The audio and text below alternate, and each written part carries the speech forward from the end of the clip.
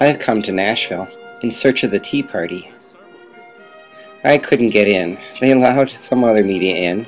This man walking down the stairs in front of us said he got in. And then he told me he was from Time magazine. So they didn't let me in. But from my side of the velvet rope, many people were willing to be interviewed. Here we are at the Grand Ole Opry Convention Center. Inside is quite a crowd. A man was willing to sell me some cards over the velvet rope. We'll show them to you here. Let's see what's in the deck.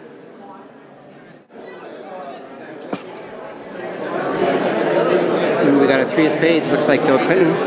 We got an ace of hearts. Obama. I think that might be Hillary there.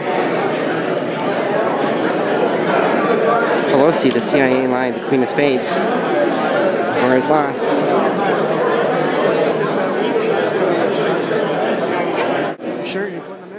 There's Judge Roy Hill that refused to take the 10 Commandments out of his courtroom.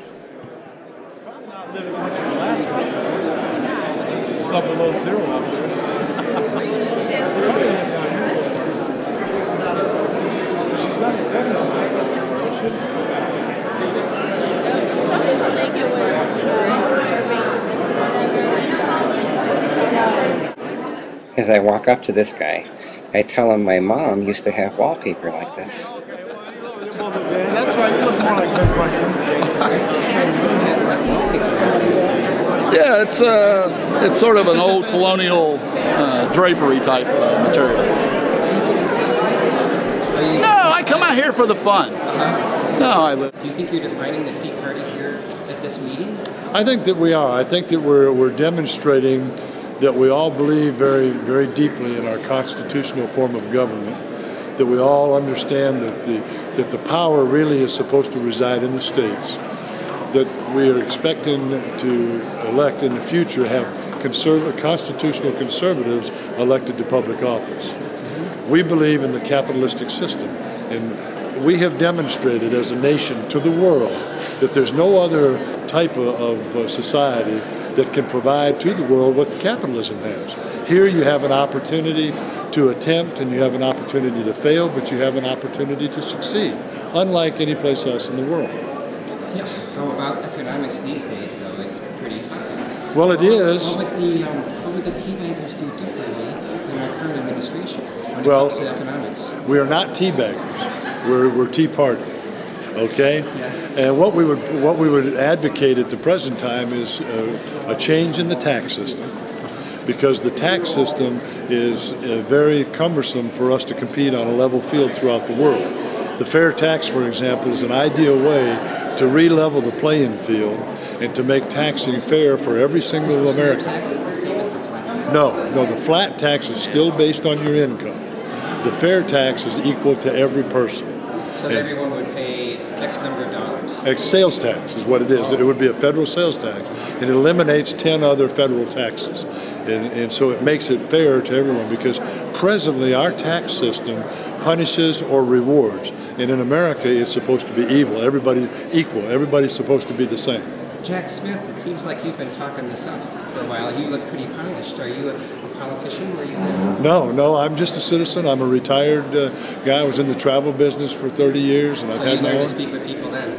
Oh yeah, and I was a salesman. But I believe in this country so deeply, and I believe in our way of life that I'm willing to go out and do as much as I possibly can to help preserve it. My grandson is entitled, and my daughter's entitled to that. What's the next step now that you're organized here? Well, I think that we go back to our individual homes and our tea parties and re-energize and continue to bring more people into the movement, make them aware of what we need to do, and help to identify constitutional conservative candidates and get them elected, because that is the salvation of America. If the current administration continues on the economic path that they're on, America may be in for a challenge that it may not be able to overcome. Our dollar is going down, down, down. You can't argue that. We all know that if we did this on a personal level, it'd be disastrous. It would only be a matter of time. And those are the things that we need to guard against. But right now, because of the Tea Party, we're finally beginning to get some people to take notice. But they're not slowing down. They still spend, and borrow. We cannot afford that. I can't spend like that, and they shouldn't be doing it either. So hopefully, we can survive long enough to get through a couple of election cycles. Right now, I'm following the governor's race in Minneapolis, and our governor has just spent his bonding bill, he's just put on the table, and he's really tightened the belt on it. But that's the stuff that you build bridges in schools with and public facilities. And the Democrats are saying if we actually increase that because we have 3 times your capacity, we could maybe make some jobs with that investment. How do you see that question? The government's responsibility is not to make jobs. Our free society and our capitalistic society will create the jobs. The demand out there in the marketplace will create the jobs. It's not the government's place to educate our children. It's our place. States are supposed to exert. Well, those are Ron Paul ideas. They're really coming out clearly there, where he doesn't believe in government. Now, wait a minute. Let's be fair. That's not Ron Paul ideas. Oh, I've heard him say that, actually. Let me clarify why I said it's not Ron Paul. It's the Constitution of the United States. And that is clear. That is supposed to be. We hold, those of us that have taken the oath to protect and defend that is the absolute law of this land.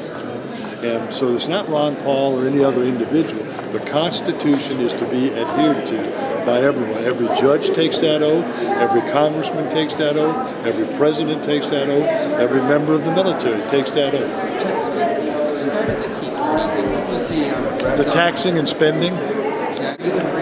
I'm Don Curtis from Perry, Florida, and I've gone to several Tea Party meetings and a couple of tea parties. I went to Washington to the 9/12 event. I had 1.5 million people, and it sort of energized me that other conservatives are finally coming off the couch and getting involved and speaking up. And so our local Tea Party asked me if I would come and represent them here, and they even paid for half my way, so here I am. Well, good.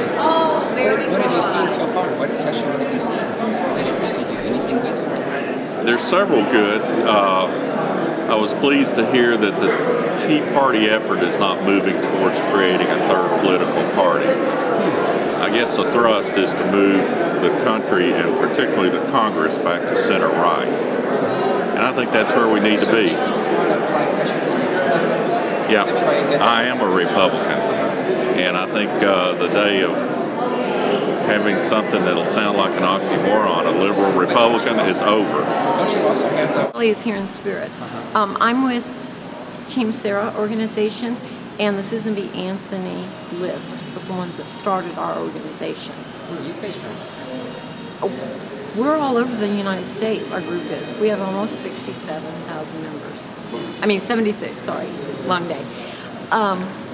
Where are you from? I'm from Danville, Virginia. And, you know, Michelle Bachman, Marsha Blackburn are both very active with Susan B. Anthony and have participated in a lot. And I know that they really wanted to be here. But due to circumstances with the Ethics Committee is why. Well, let's get to maybe why you're here. Are we defining the Tea Party here as to what it really is thinking? Are we moving like that inside? Or is it really well defined in your mind? It is. It's well defined. There's a lot of different groups that are here.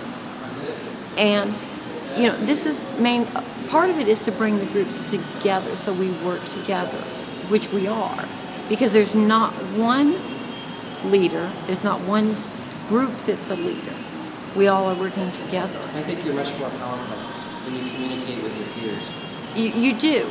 And it works very well because, like, let's say, for instance, like I said, Team Sarah, we have close to 76,000 members now. TPN, I think their numbers are probably close to 12, 15,000.